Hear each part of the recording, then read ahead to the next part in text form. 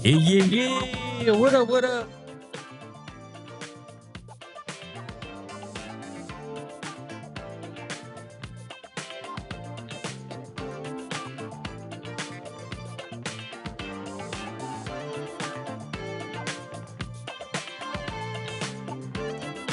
What up? What up? What up, everybody? What's cracking, everybody?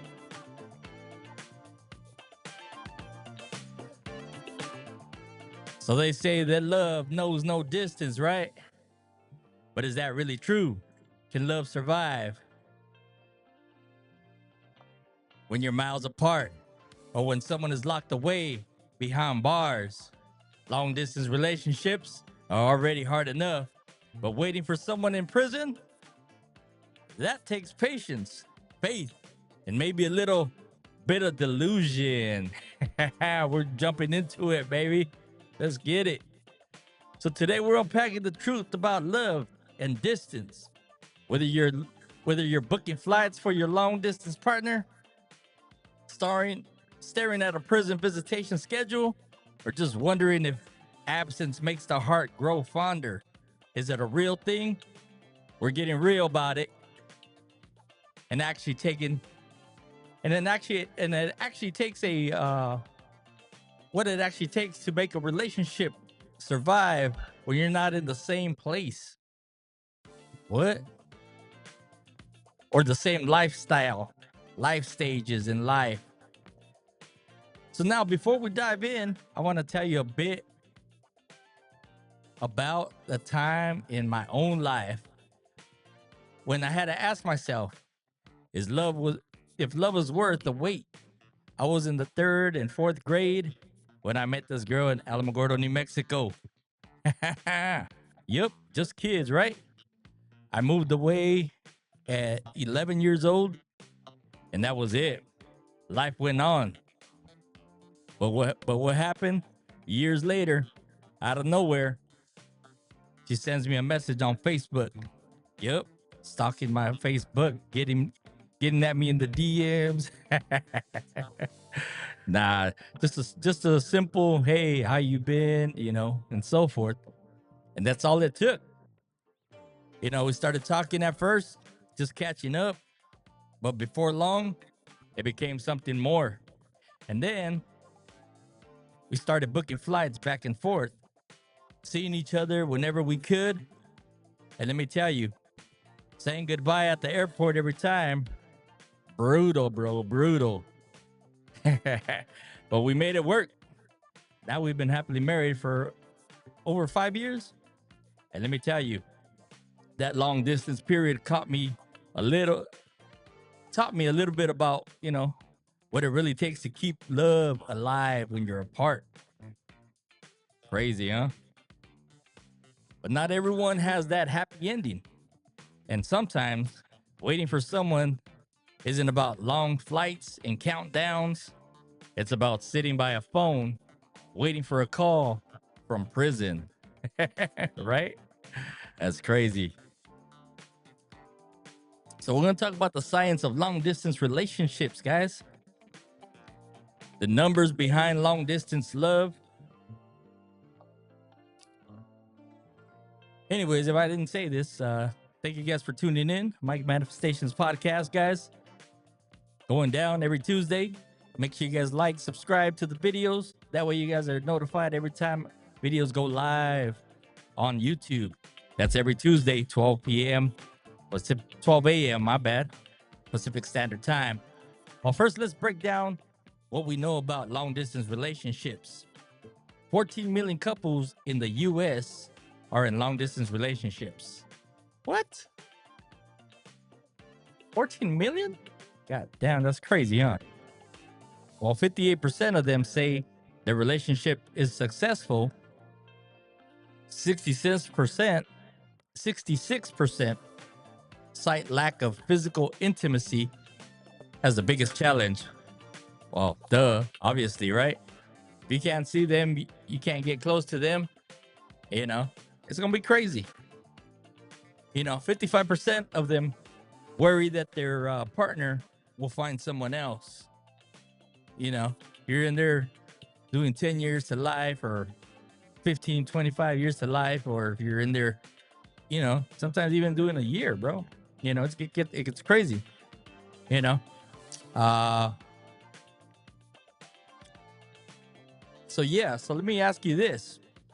So what makes some long distance couples thrive while others fail?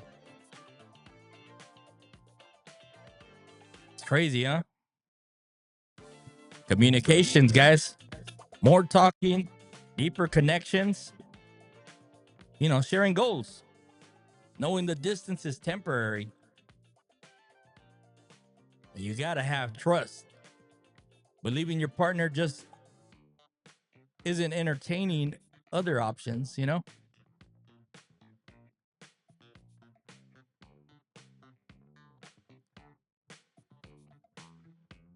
So, yeah, so these couples, who broke up, and some make it work. Then you got that prison life dilemma. Is waiting for someone behind bars worth it? What do the numbers say about prison relationships? Are you in a prison relationship? Let me know in the comments. We want to know. Now let's talk about a different kind of waiting.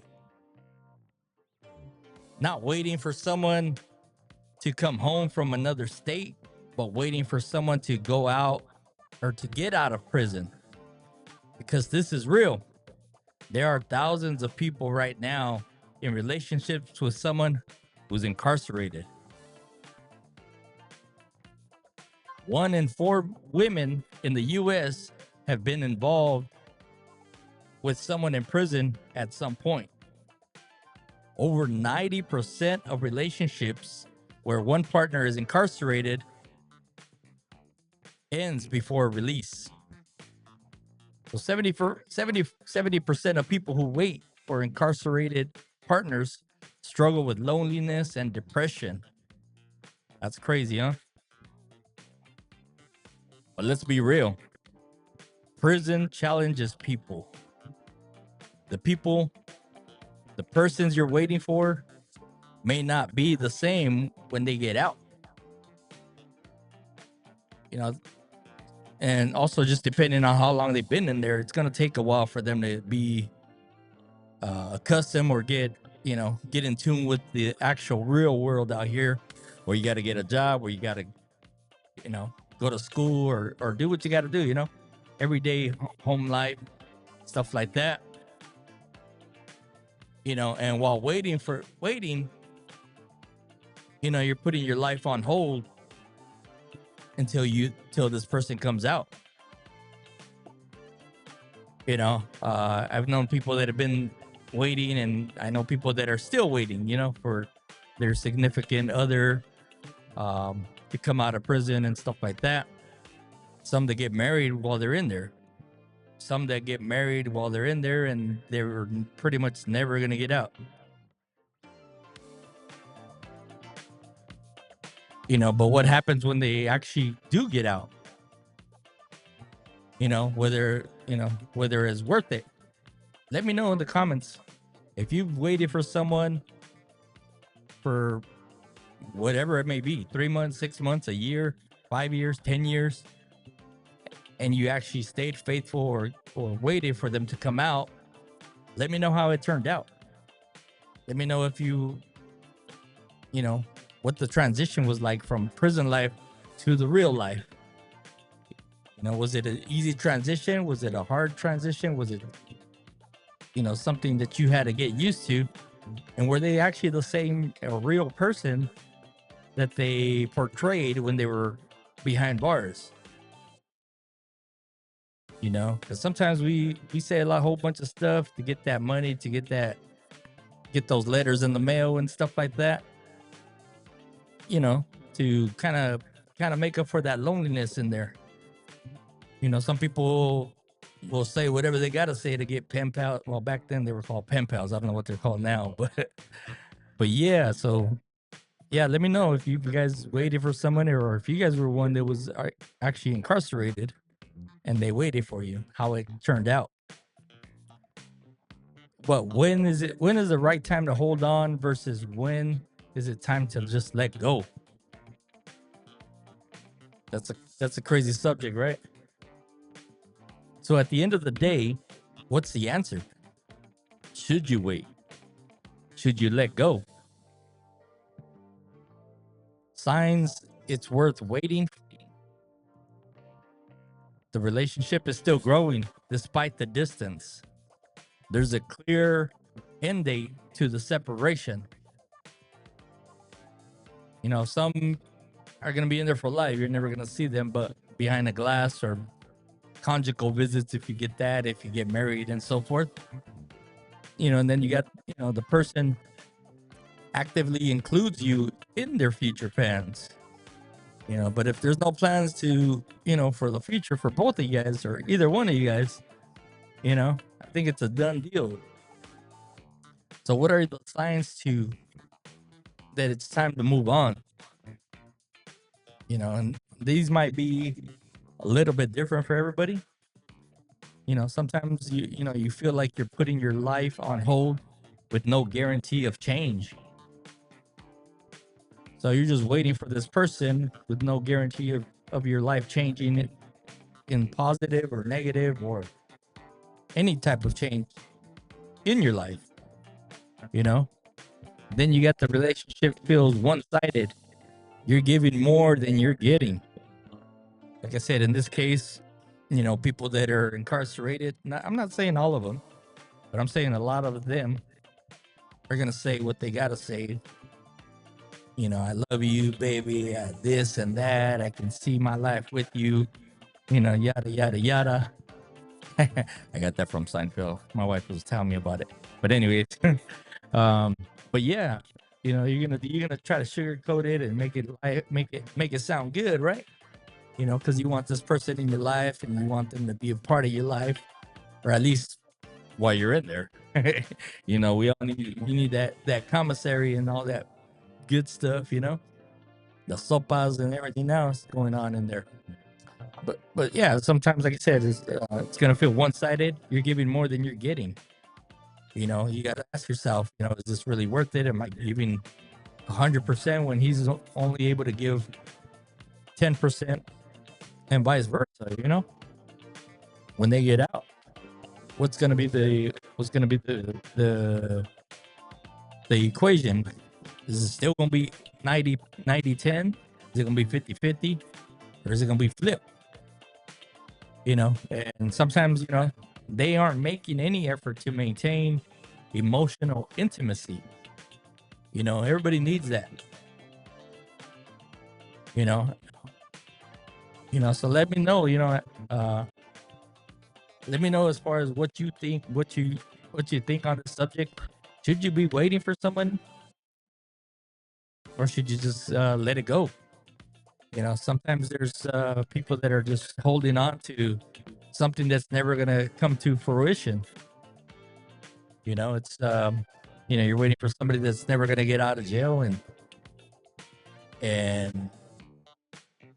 you know, and is love enough? Is your loneliness enough to overcome all that? Because as we know, we all need, you know, if you're with someone, if you have a partner, you need that intimacy, you need that communication, you need those goals in your life to, you know, put your best foot forward for both of you in the relationship. Um, but yeah, so what do you guys think? Have you ever waited for someone, you know, across states, across years, across prison walls? Did it work? Did it work out? Or did you regret it? You know, honestly, like I said, for me, it takes a lot. It takes a lot in a relationship if you're willing to put in the effort. You're willing to, like you said, you know, put in your part to make it work. Long distance relationships are hard. Being in a relationship with someone that's incarcerated is hard. But like I said, for me, you know, when I started, you know, talking to my wife, messaging through, you know, Facebook, you know, we kind of clicked. So we made that effort. You know, we both made that effort to, you know, I had family in New Mexico and El Paso still, so you know, I was already going out there I want to say every summer at least or something to visit family, my mom and everybody else out there. So it wasn't that much more of a, but just that constant communication, that trust in your partner, because everybody knows long distance relationships, like you said, you get lonely, and somebody else might come along that's local to you, and it's like, okay, well, shoot, why am I wasting my time with this guy or this girl, clear across the state when I got this guy local or this girl local, but like I said, it all comes out down to trust, and if you're willing to make it work. Yeah, I mean, she came down a couple times. I went out there a couple times till we finally clicked and we made it work. And she's been here, and we've been happily married. So, yeah. So, like I said, it works for some. For some, if like you said, if both parties aren't making that effort, it's not gonna work. But anyways, like I said, let me know in the comments, guys. Did you regret it? Did you leave? Did you stay? Did it work out? DM me, leave a comment, or leave a comment on the episode. Let me know what's going on. Let's keep the conversation going. And remember, love isn't just about waiting. It's about choosing.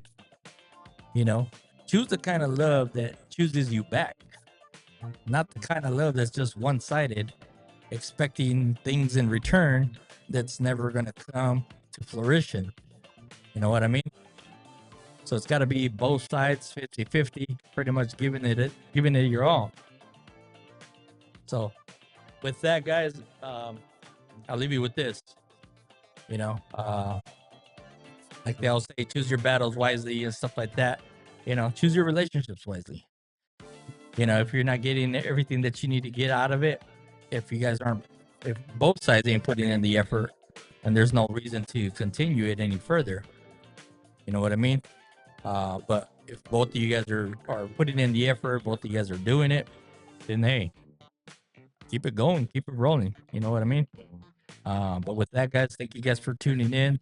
Let me know if you guys have any thoughts on this. I'd like to hear your thoughts, what you guys got going. Make sure you guys hit that like and subscribe button, guys. That way you're notified every time these episodes go live and so forth. But yeah, other than that, guys, love you. Thanks for tuning in. We're over 100 subscribers, guys, so keep them coming. Let somebody know.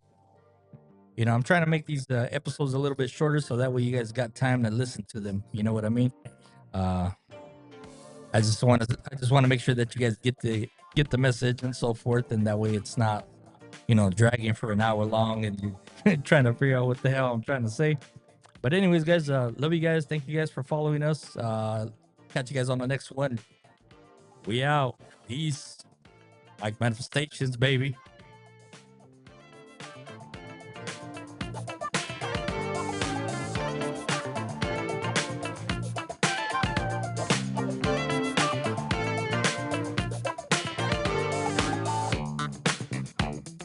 Yeah. We out, baby.